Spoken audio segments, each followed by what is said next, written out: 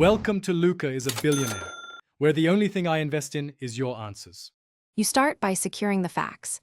Get the Imei immediately, enable the phone's location and remote find features, and confirm the carrier and owner identity. Once done, log the last known time and any recent activity so you can present clear information. Make sure to preserve evidence, screenshots, receipts, and messages. Do not attempt ad hoc tracking tools. Instead, prepare these verified details to hand to authorized parties for lawful location assistance.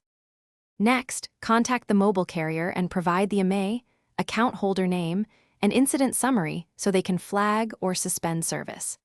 At the same time, sign into or instruct the device owner to use official Find My Phone tools like Apple's Find My or Google's Find My Device.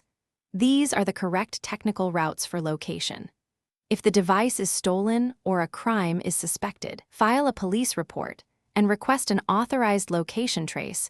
To finish, follow the carrier's and law enforcement's instructions, supplying any requested verification or forms so they can pursue an authorized trace if appropriate. If the phone cannot be located, make sure the carrier blacklists the Imei to prevent reuse and suspend accounts to protect data. If you hit delays, escalate to a supervisor, provide complete documentation, and change passwords on linked accounts. One troubleshooting tip: if location fails, confirm the device's internet and location services were enabled when last seen.